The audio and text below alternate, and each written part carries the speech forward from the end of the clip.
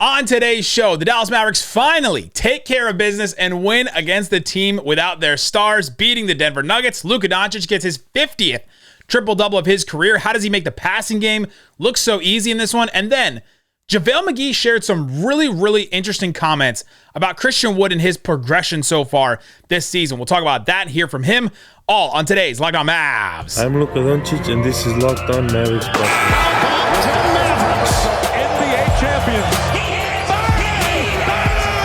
It's good, and the Mavericks have won the game.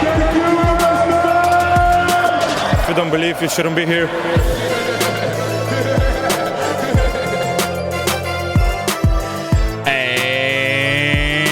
Welcome. You are locked on to the Dallas Mavericks. My name is Nick Angstadt, media member and NBA channel manager for the Locked On Podcast Network, your team every day, and we're letting it ride on a Friday night. Today's episode is brought to you by BetOnline. BetOnline has you covered the season with more props, odds, and lines than ever before. BetOnline, where the game starts. Today, Isaac Harris out. I will be out for the next week, going on vacation to see family. So you'll get a lot more Isaac over this next week. He's going to hold down the fort. But we're letting it ride tonight. Dallas Mavericks get a win 127-99 against the Denver Nuggets. And if you're just checking in to the Mavericks for the first time this season, you'd say, all right, come on, guys. Come on. Jokic didn't play. Jamal Murray didn't play. Aaron Gordon didn't play. The Nuggets are down 3 stars. Or 2 stars and an Aaron Gordon. 3 starters. But I'll counter you with, okay, but the Mavericks have not necessarily been great at this whole win games without the stars thing. This has not been something they've been very good at so far this season. And even, I'll go so far as to say that the Mavericks needed to win this because Luka Doncic made the point that the Mavericks are starting to become known for losing games where the stars on the other teams have sat. Hear from Luka himself. We kind of know when the opposing, the other team has superstars out, we kind of lose the game. So we're known for that, I guess. But today we had to change this, just approach the game the same way. They're NBA players. They're still a good team, and they have plenty of guys that can go off even without Nikola. So I think we had to be ready, and that's the plan was the plan to succeed. He said we're starting to become known for that. We're starting to become known for losing these games when the stars sit. That's not something you want to be known for, right? That's not something the team wants to be known for. And that the Mavericks, and especially their players, and especially Luka Doncic, acknowledge that is really interesting to me. It's either they're lurking on Twitter, right? They're either lurking on Twitter or they've just become known to this fact, like all of us, watching it and been like, what is our deal? How can we not beat some of these teams? Why have we just come out flat against all these teams without their stars? You start going down the list, and it was getting kind of weird for the Dallas Mavericks for a little while there. They lose to the Pelicans without Zion, Ingram. They lose to the Magic without Paolo, the Wizards without Beal. They lose to the Rockets they don't have any stars. So tell Jackson Gatlin I said that. They don't have any stars. They lost to them. And so this was a win. They just had to come in. They had to take care of business. You would look at it as no other game and just say, okay, the Mavericks got to take care of business in this game. But it mattered a little bit more, and it was kind of a get-right game for the Mavericks. That's what this game ended up being. It was a get-right game. Luka Doncic leads the way in this one, of course. 33 points, 12 boards, 11 assists. He gets his 50th triple-double of the season, or 50th triple-double of his career, 4th of the season. I'm going to let you guess. Sit at home. You at home, just sitting there. Wherever you are, driving, walking around. Shout out to Jay. Shout out to George. Shout out to everybody that I met tonight at the game. Incredible stuff. Getting to meet you guys. I always love to meet listeners. And you come up to me and say Raccoon Squad. I always wonder what people around you are thinking. Like we're some kind of weird cult. We are, but But at home, try to guess who's the only other player in the NBA this season to have a triple-double. Because there's only one. Luka has 4. And only one other player this season has 1 triple-double. No, not them. No, not them. Pascal Siakam. If you guessed Pascal Siakam, that's the only other player this season with a triple-double. I did not have that on my bingo card sheet. So that's none for LeBron. That's none for Giannis. That's none for all these guys with this super high usage. None from Jokic either. All these guys with super high usage rates. And Luka's the only one putting up in points, rebounds, and assists to this degree. Luka is now the second fastest player to reach 50 triple-doubles. Oscar Robertson was 23 years old in 42 days. Luka is 23 years old in 263 days. So they're essentially the same age, right? Like a couple months here and there for Oscar Robertson and Luka. But Luka, when you look at it in games played, Luka has played 278 games, and he got 50 triple-doubles in that. Oscar Robertson played 111 games. He did it like in more than half the time in terms of games played. Oscar was just on a different level playing back there. Pace was fast and all kinds of different things, but there's a lot more rebounds, which is kind of what it came down to back then. But Luka is now the player to do it, and also now most 30-point triple-doubles in their career. Oscar Robertson had 106 30-point triple-doubles, so a triple-double with 30 points. Westbrook had 48. LeBron has 37. Harden has 35.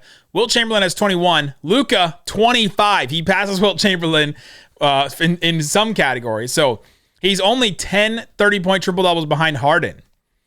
And only, 12 behind LeBron. That's pretty wild. We're seeing something from Luka Doncic that we've just never seen before, except for maybe Oscar Robertson. And tonight what he was doing was the passing. His passing was just on a different level. He just decides some games, I'm going to pick you apart with my passing. And you just start looking through some of the passes. I'm sure they're all over social media and Twitter and everything. You start looking through them, and you're just like, how does he find these guys? He had one where he's driving right to the rim. There's two Nuggets that just converge on him. Denver Nuggets, not just chicken nuggets. And he goes up for the shot almost, and he has two hands on the ball. And then almost in a shot motion, but he was shooting straight to his right, he shoots it over to Dorian in the corner, and Dorian hits the shot. Another one with Josh Green where he's getting doubled off of a screen. This happened so much in this game. The Nuggets are down players. They're down a couple men, down definitely a defender in Aaron Gordon that has been really good on Luka. They doubled off of the screen every single time. So Dwight comes up and sets a screen for Luka's defender, and both Nuggets, the one defending Dwight and the one defending Luka, stay with Luka. They were doubling off of the screen.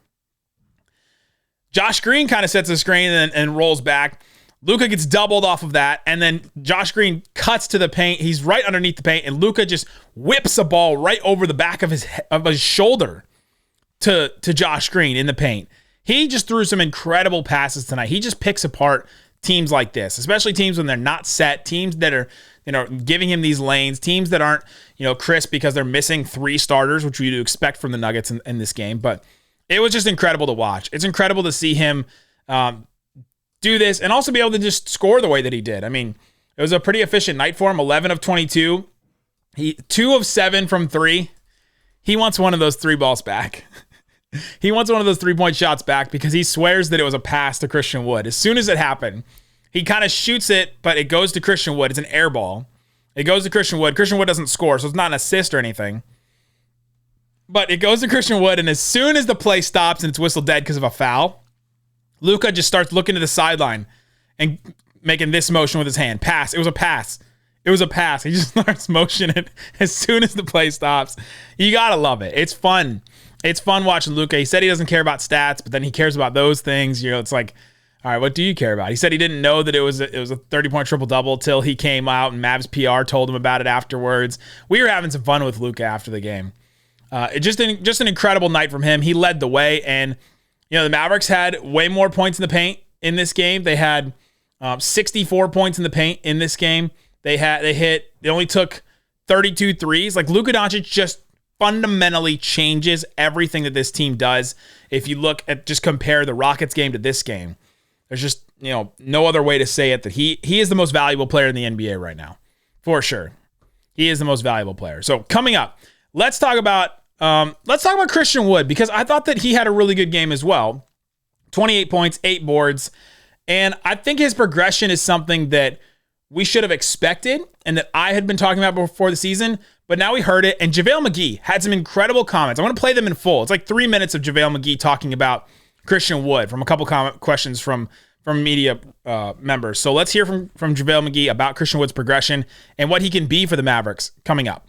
But before we do, let me tell you about BetOnline. It's the best place to check out the odds and lines inside and outside of sports. Hopefully you had the Mavericks in this game because, oh boy, they destroyed the Nuggets in this game. Finally held on to a lead. Finally was able to take advantage of a team without their stars.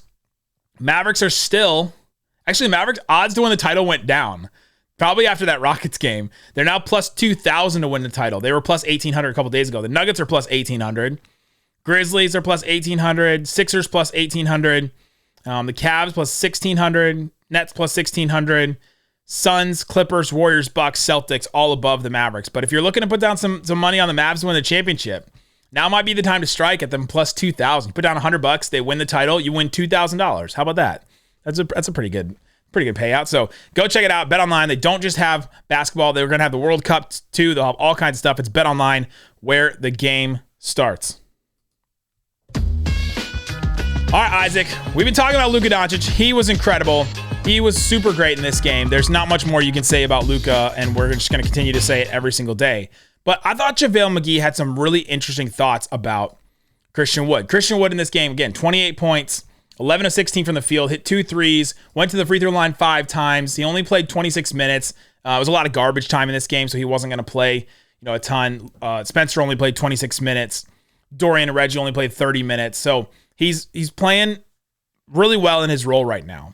And so I asked JaVale McGee, what is it about Christian Wood? What have you seen from Christian Wood? Him coming from, he hasn't played with any playoff type teams in big minutes. Now he's coming to this. This is the first time for him playing with a team that's winning, is going to go to the playoffs probably. What is that like? What have you seen from him? And there's a couple other questions from Tim McMahon and Tim Cato and others, just follow-ups about what about on offense? What are you seeing from him? What are you seeing from him on defense? What things does he have to get better at? So let's just hear from JaVale McGee, and I may pause a couple times here and there with it. Christian just trying to play winning basketball.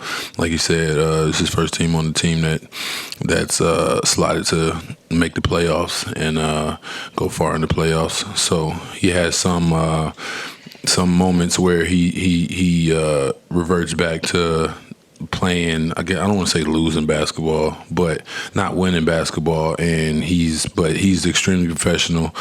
He works every day, and he's a scorer. He can score that thing. So it's really impressive just seeing his growth and seeing him figure out his role, not his role, because his role is clearly to score, but just how to get his shots and positions and how to also get his other teammates involved. That's something you've kind of with Christian Wood, it was always going to take some time. I think this is one of the things he says it here later. He talks about patience. It's always going to take patience from Christian Wood, from probably coaches, but also from fans and things about how he's going to be integrated into this lineup, how he's going to learn how to go from playing with the Pistons and playing with the Rockets for 2 years, where he just got to take any shot he wanted, to playing with this Dallas Mavericks team, where he is not number one on the sheet. He's not one on the call sheet. He's probably like 2 or 3 sometimes on any given night because Dinwiddie can handle the ball, because Luka is on the court. There's just different roles, and his role is to come off the bench and to score. And they're setting him up. Jason Kidd was asked about him as well. He said he's comfortable. He's comfortable playing his role. He's doing a great job for us on both offense and defense. He's unselfish and doing that at a high level. And then JaVale talks about later how they're setting up shots for Christian Wood. He's playing his role. He's doing what he's supposed to do. It's just taking time for him to do that thing that JaVale McGee said, to go from playing, not winning basketball, where you get to take any shot you want, to taking the right shots with the Mavericks now. And it's on both offense and defense. There's a couple other things he says here that I just think are really interesting about Christian Wood. How did you in your career? You went from playing with the Wizards and then going to play in Golden State and winning championships. Is there anything that you can impart or have imparted to him so far on how to make that transition? It's really just patience for real, and film, patience and film for real. Getting to watch yourself. It's different when you're out there and you see it, or if you're on the bench and you're watching it. Then when you watch film, you're like, okay, I could have been in this spot a little earlier. I could have did this different. So yeah, just studying the game. What are the details or the nuances for him that make the difference between, as you say, playing winning or not winning basketball? He just taking the right shots. He's used to being on bad teams to where he can shoot any shot he wants and no one's going to say anything. But as a team, we hold everybody accountable, and and he already is going to get the shots. We're running plays for him to get the shot. So sometimes he's in the post and he passes it, and I always tell him they're not paying you to pass out the post unless you're like getting double teamed or something. But he'll pass it when he's getting single coverage. I'm like, no, go to work. Like, this is what you're here for, is the score. So don't pass those up. You get double team, okay, make the right basketball play. But other than that, go to work, try to get a bucket. So that's an interesting part of this for me, is that you're paid. Don't pass if you're single covered in the post. Don't pass out of that, right? But also make the right play. So you can see how that's just kind of a confusing thing for a player coming in. It's like, all right, when do I make that decision? And it takes time. It takes IQ. It takes a lot of different, coaching. It takes games. It takes reps to learn how to go from, all right, I'm just going to take a shot whenever I can, whenever I want to. What we saw from the Rockets, what you saw from the Rockets and how they play, Jalen Green shoots whenever he wants to. Kevin Porter Jr. shoots whenever he wants to. Anybody else on the team, they can shoot whenever those other guys don't want to, right? Like, they can just shoot whenever they want, it just seems like. Christian Wood came from that system. We just saw it firsthand against the Rockets, and so now he's coming to the Mavericks, where if you take the wrong shot, or if you take a shot that's bad, Luka's going to look at you a certain way. The players on the bench are going to tell you, hey, that's not your shot. Don't take that shot. JaVale McGee was talking about it, just learning the difference between the different shots that he's going to take. And he brought up the word patience. I mentioned it before. Patience for Christian Wood to learn to bring himself into this right role. And I think he's going to get there. I still believe that he's going to get to that point where, I don't know if he's going to get to the point where he's starting, but he's definitely going to get to a point where he's going to be closing games. And he's going to close games, and he's going to do it really well. He's progressing along. He's progressing along exactly the way you would hope. It's kind of linear progression, what we've seen from him. He had, 2 off games against when the Mavericks were on those back-to-back games, but he's been playing really well. He's been scoring the ball really well. And then I think this is when Tim Cato asked about defense. What does he have to do on defense? This is the area he has the most growth in, but Jason Kidd said he's doing a great job for us on both offense and defense. So they like the progression from him so far. How much on the defensive end, kind of the same conversation, but defensively, Sweeney has very specific ideas about how he wants you guys to rotate and close out. Yeah. How much has he been adjusting to that, but also you, first time in the system? Yeah, he's definitely been adjusting to it. He's adjusting well. With him, more is just communication, being able to tell everybody what it needs to be, being in that back line, being the 5 and not the 4. I really like the lineup when I'm in with him. I feel a lot more comfortable with a scoring 4 on the floor with me. And I feel like our minutes together have been amazing this year. But for me, I find that really interesting. The JaVale Christian Wood lineup, he feels like has been great. And then he says, I like to play with a scoring 4.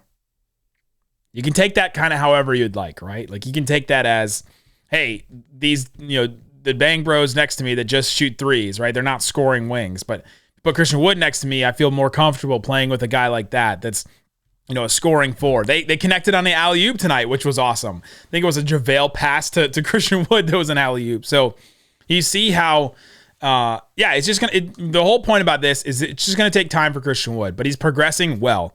He's doing what is being asked. He's progressing in the right ways. And I think the minutes, and I think that, the play in the right spots will come for him. This part, though, he's asked about, what makes you more comfortable playing. And I think this is really telling about what we've seen from JaVale McGee this year. He's been a really big disappointment, right? The Mavericks bring him in. He's the kind of the quote unquote one big free agency acquisition they got to, because they only had the taxpayer mid-level or the taxpayer mini mid-level or whatever it was. And they bring JaVale McGee in, and they say, okay, he's going to start. We learned he was going to start early on. They promised he was going to start. They gave him 3 years on the deal. And so there are some expectations about JaVale McGee coming in. And he has been really bad. He went from a starting level center he went from a starting center with his minutes to just playing garbage time. He was playing garbage time in this game tonight. So what from him? What's for him has been a tough transition for him? And I found this answer really interesting. It was definitely the difference between last year and how dominant I was on defense, but compared to this year, it's just the being up aspect. I'm just not used to being up all the time. I'm getting used to it, though. I mean, it's game 15. My minutes haven't been, I don't feel like I've had enough minutes to really get my rhythm and figure it out, but I'm figuring it out, so it's all good. it's been different for him. He's a drop big, right? When you talk about a drop big, it's okay when the offensive players, usually a point guard or guard, calls for the center to come and set a screen. So JaVale is guarding that center and comes up with him. Usually, JaVale will drop back a little bit after that screen so that then he can step up and stop the pass or step back with the rolling center and be there, right? That's drop coverage. But what the Mavericks want you to do is what Dwight Powell does well. He stays up. You stay right up there. He talked about this a little bit later. I won't play the rest of this, but he talked about a little bit later that the Mavs defensive coaching, John Sweeney and Jason Kidd, want him to be up, to be touching this, to be able to touch the center and stay up with the center on the level of the center. It's so that you can do other things, like you can go cover the shooter better. You can stay with you could rotate easier because you're already up there, and just different things like that. It's just different philosophies. So you talk about drop bigs, or you talk about up to the top of the screen bigs, and or up to the level bigs. And JaVale McGee has not been an up to the level big. That takes a lot of quick footwork. That's what Maxey is great at. Dwight Powell has been good at, and that's why you see such a big difference with JaVale McGee and Maxey and Dwight when they're out there. Dwight and Maxey are built for that. They got quicker feet for bigs. And so JaVale McGee's getting used to it. We've seen JaVale McGee's feet seem like they're stuck in cement or stuck in mud at times when he's out there. And this is probably part of it. Is age part of it probably too? Yeah, sure. Age, agility, and all that. But he said how dominant I was last season on defense.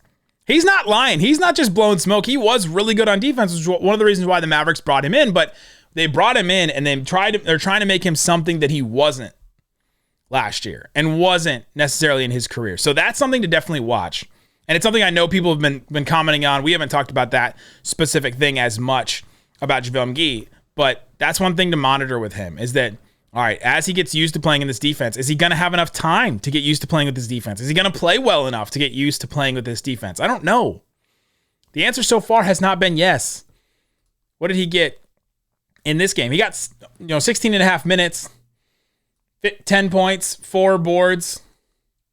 He had 4 fouls and he had 2 turnovers, but I thought he had some pretty decent minutes. He should have some decent minutes in this game, especially going up against DeAndre in that second quarter was hilarious. He had JaVale McGee. He drove right on DeAndre and then hit a layup over him, and then DeAndre had an alley-oop over him on the other end. That was pretty funny to watch those two guys who are very parallel in their free agency signings this offseason. But that's something to monitor with JaVale McGee. The Christian Wood stuff from him was really, really interesting. Hope you enjoyed that. Luka Doncic, another triple-double. Guys, we will be back covering the game on Sunday. Isaac Harris will have you covered. I will be out for the next week with being in Ohio for Thanksgiving with my family. So I appreciate everybody that is still hanging out with us. Comment, subscribe to the YouTube channel, leave us a 5-star rating on Apple Podcasts, Spotify. Let me know on Twitter if you made it to the end. Let us know in the comment section if you made it to the end. Let me know with like the blue car emoji. I think that's what I might do. Every day is a different emoji. Let me know with the emoji. Go listen to Locked On Sports Today or Locked On NBA or one of those other podcasts. Great stuff. Make that for your second listen. Guys, thanks so much for hanging out with us, listening to Locked On Mavs. Peace out. Boom.